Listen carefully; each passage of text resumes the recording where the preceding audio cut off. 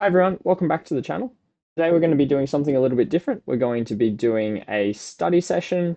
I've already gone ahead and done the study and created some overall notes, which I'll share with you, but it will also be worthwhile if you go ahead and do the study or at least do some thinking yourself as to what your strategy would be um, prior to then watching sort of my findings. Is probably the most useful to get the most learning, but equally if you just want to watch the video, and get the takeaways that I took out of it, then more than welcome to do so. So the spot we're looking at today is button versus big blind single raise pots, and then we're looking at positions where the flop has gone check, B33 and call, so a pretty standard C bet, and then we're looking at turn donking ranges where the turn is paired. So I've got some examples on the screen here, so you can see King 9-5, turn is a 5, 10-7-4-7, 8-3-2-8, Jack 9-8 Jack, and 8-5-4-8.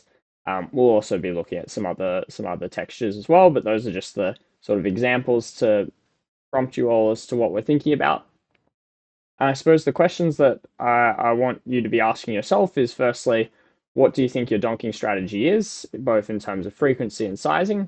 And your answer may well be that you don't have a donking range here, in which case, this is probably just opening your mind as to the possibilities available.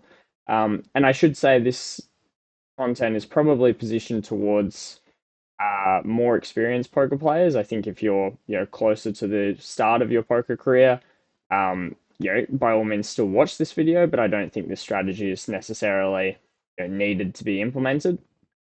But certainly, if you're looking to make your technical game stronger, this is going to be a position that's worth understanding and worth at least knowing the strategy options that are available to you. We then want to look at what candidates do we want to donk. So what are our strong hands? What are our weak hands?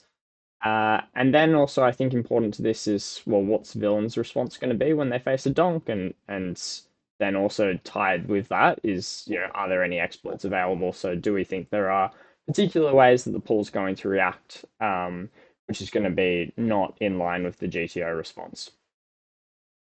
So I think if you want to, now would be a good time to pause, have a look at the boards that I've got up on screen there, and have a think about what your strategy would be. Just jot down some notes, and then we'll dive into sort of my analysis, and you can sort of see how your strategy differs relative to the GTO strategy, and that might also give you some insight as to what the rest of pool might be doing here as well. Excellent. So basically, I've got a number of tabs open here, which we'll work through with some overall findings, and I will bring those up in a set. Bring those up as we go along. Um, but I suppose the first thing to look at here is this is on 10.7.4 button strategy. As you can see, using a range of sizings. So you'll get different, and we're going to mainly focus on B33, but we are going to look at some other sizes as well. Um, B33 is, what you'll face in most just like pools with a bunch of bad regs, or just recreational players who sort of only learnt to see that sort of third pot. In practice at higher stakes, you'll face a lot of B75, some B125 here as well. So we'll also look at how our strategy should be evolving, on those cards. Okay, so the first thing to look at here is, so we've got 10-7-4, we've got button C betting third pot, we've called, turn comes a 4. So our strategy here, we're sort of leading for small with about a quarter of our range. And I think the call outs here is that, so firstly, B20 is kind of the standard size that we'll see on every extra here, in terms of our donking range. So we're not donking super polar, but we're actually just donking really quite merged. So obviously there's some 4x here, but if we also look, we're donking plenty of top pair, donking still some second pair, um, donking a little bit of random low pairs, and then just also a bunch of our sorry, I've highlighted everything. donking a bunch of our no-made hands there um, as well. So pretty much the takeaway here is that we can donk with pretty much anything. There are going to be some sort of candidate hands which are like very infrequent donks or almost never. Like looking at ace eight of spades is almost never. Um, but it's not going to be an EV mistake to donk any hand here for B20, and we get to do it really merged. So that's the first takeaway, um, and it doesn't change based on if it's the bottom card or if it's the top card. We still just get to have a donking range. So here we're looking at 10-7-4 now when the 10 pairs. Again, similar thing here. We you know, get to lead for 20% pot. That's verse B33. Um, as in when buttons bet B33, we get to sort of lead, some of the time for small. I think then the next important question I had was, well, what happens if we actually face a larger c bet size? So what if we face um, B75 on the flop, and then we call that, and then turn comes a four. So as you can see now, our strategy becomes almost a pure donk. Like I would just simplify this to donking, every hand in range, and this is going to be really nice in taking a lot of villains out of their comfort zone. Again, if we change the pair, we still get to donk almost all of the time. So any board pair, we will have this really large donking range. Um, yeah, pretty much pure. And then even if we face like B125 as well, most of the time we still just get to donk range. Um, and so the sort of heuristic that I've sort of taken away from this is that okay, so on this board where it decreases from so we've increased to like almost 100% at versing B75, and then versing B125, we're now donking 2/3 of the time. That's on the 4. Let's just see on the 7. Yeah, it's pure against the 7. It may be that the low cards we don't donk 100% of the time because actually in villains B125 strategy, they actually bet, a decent amount. If we just look at their B125, there's like a decent amount of 4x that is in there. I mean, yeah, I'm not entirely sure what's the function going on there as to why it's not range on the 4, but that would be my assumption. But anyway, the general heuristic here is that when we face the larger sizes, we then get to increase the frequency of our donk. We don't increase the size of our donk, so it's always B20 that we're looking at here, but we get to do it much more often. Okay, so here what we're going to look at is villain's response facing a donk. So we've got the B75 size in here, which we've called, and then turns come a 4. And again, we've looked at this like almost range donk. And now what's villain's response? And I think the learning that I had here is villain's response is really unintuitive on the bluffing side. So there's a bunch of 4x here which raises, which makes a lot of sense, and I think a lot of people are going to do it at pretty much a pure frequency. But then what I think we won't see is there's a bunch of non-intuitive bluffs here. So like ace two of diamonds, ace two of clubs, ace two of hearts, all are supposed to be raising at really high frequency. We see king deuce, we see queen two, ace three off, ace five off, ace six off, and then a bunch of overcard broadways. So king jack suited, queen jack off, king jack off, king queen off, all having to raise at a really high frequency, which is you're just not going to see very often. Like even some more intuitive hands which have a gut shot, these are all raising at really high frequency, and I think in practice what we're going to see is just a lot more calls from these sort of hands, and then just like folds from ace two, king two, queen two, those type of hands. And so what we should see is that after we donk b20, we're making REV by probably garnering an overfold. You know, villain is only supposed to fold here 23% of the time. I imagine there's a bunch of hands here that are just going to overfold, and so we make EV there. And then the second function is we probably just don't face enough raise. And when we do face raise, it's going to be stronger than it should be in theory. So the exploit there would be we b20 the turn. When we face raise, we can fold more than we would normally versus a GTO strategy, because we also just think, you know, aces is going to raise more than you know, pretty much zero, like really low frequency in GTO. So population is going to raise aces more of the time when we b20 here. So when they raise, they're going to be stronger than they should in theory. So we get to overfold versus that line. And when they call, their calling range is going to be weaker, and certainly they're overfolding. So briefly now, let's look at river strategy. So we've gone, again, following the same line. So b75 call, turn comes a 4, we've b20'd, and we face call. And so if river bricks, this river strategies here are always going to be a little bit different on the different boards that we look at.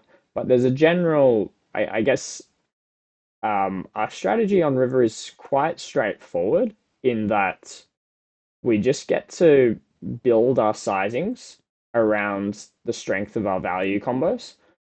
So it's, I think, worthwhile if you're taking this line, it's worthwhile to build multiple sizes here. And we kind of get to do it, you know, we get to have an all in based on our, you know, based on our 4x. It doesn't even need to be, you know, strong 4x. We just get to be all in with 6-4 here, right? We then can build, you know, an 89% pot with our strong 10x, right? So again, obviously there's a bunch of hands, you know, GTO is perfectly, you know, mixing a bunch of 4x throughout all of these lines so that we're balanced. But I'm looking at what's driving the range here. So ace 10 and king 10 are driving the sort of B89% size. And so I guess our strong top pairs are going to be driving our sort of like B75 to B89, that kind of sizing. And then we kind of just follow it down. So it's you know, slightly weaker tens are then using a slightly smaller size. You know, you can probably just like group these hands into a B75 and instead of trying to split between, you know, B63 and B89. And then we have like a you know, B33, which is going to be based around just a bunch of other, you know, 10x that we have, starting to bet some, you know, strong 7x here as well, and then B10%. Sorry, I've got too many things highlighted. I got the B10% here. The B10% should just be, yeah, like our 10x. I think I've still got this one highlighted potentially. Yeah, a lot more 7x coming into this B10%. I think I've got the right one highlighted now. A lot more 7x, some weaker 10x, that kind of thing happening. So we kind of just get to scale up our sizings based on the strength of our hand. Again, it's going to change based on the specific board.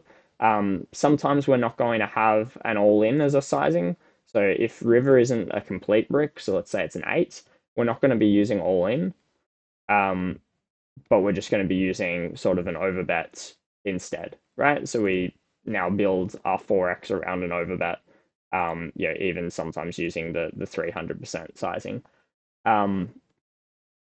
yeah, at super low frequency. So that's kind of the learnings on River. It's quite an intuitive strategy for us. Like we just build it around our the strength of our value hands, and then obviously work around bluffs across those sizings as well. Excellent. I think that's kind of all I wanted to cover in terms of, you know, flowing through this strategy.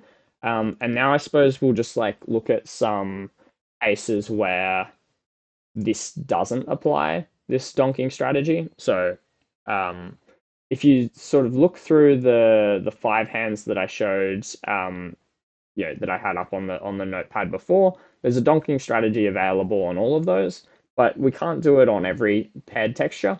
So basically, when the flop is pretty unfavorable for us, so I'd categorize that to simplify when it's double Broadway. We don't really get to donk on the king turn. King turns in particular are really bad for us to donk on.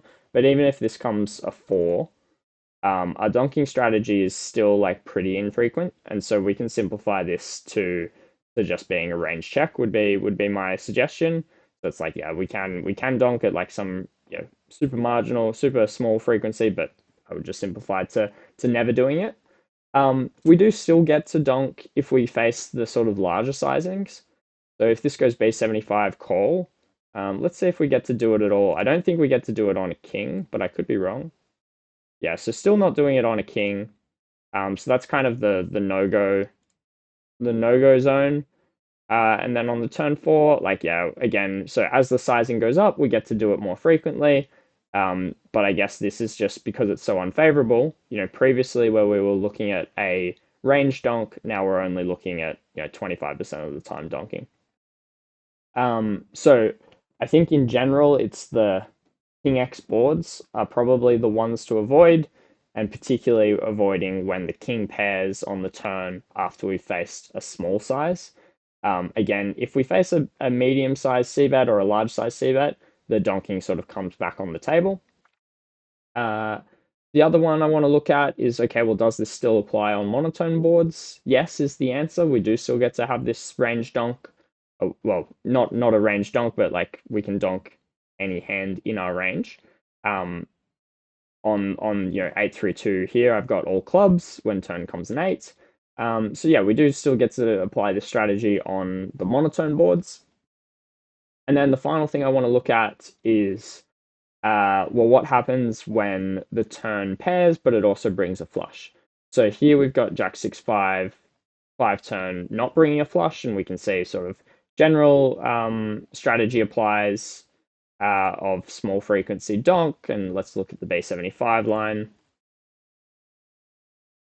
Turn comes a 5, not completing the flush, again increasing to a high frequency donk, and then here we're looking at when the 5 of diamond comes. So when the flush completes as well, we now never have a donk here from the big blinds versus the small size, and let's see versus the large size.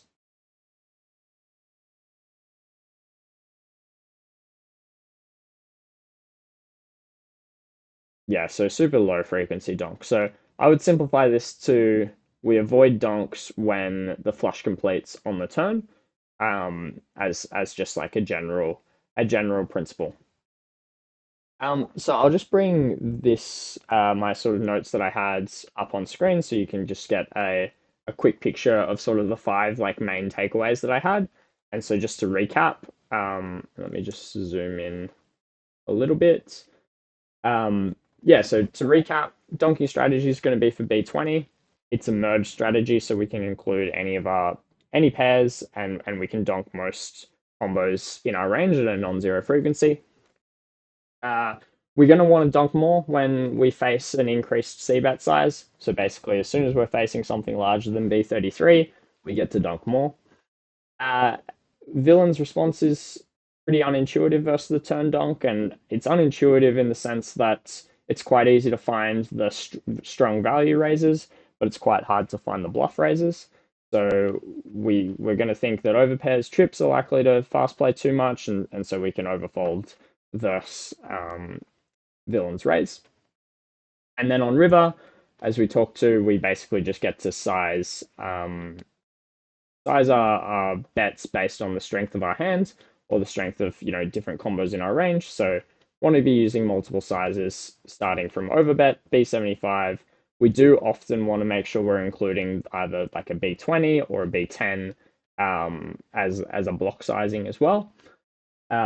Yeah, so we want to have multiple sizings in our toolkit here would be my suggestion, and then just covering off that, yeah, we do need the board to be somewhat favorable to our range to have this donking strategy available. So I've called out the king pairing or the king high boards in general are going to be, donks are less applicable, typically also facing when we face the B33. Again, we still have opportunities to do it if we face the larger size C bet. It still applies on monotone boards as we looked at.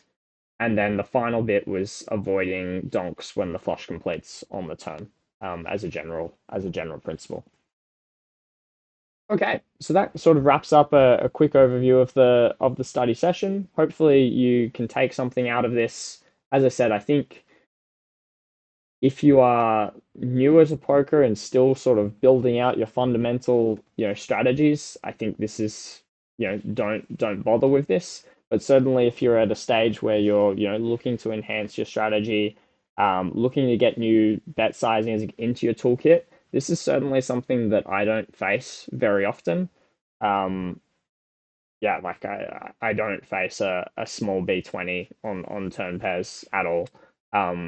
Really in my games, and that's at higher stakes.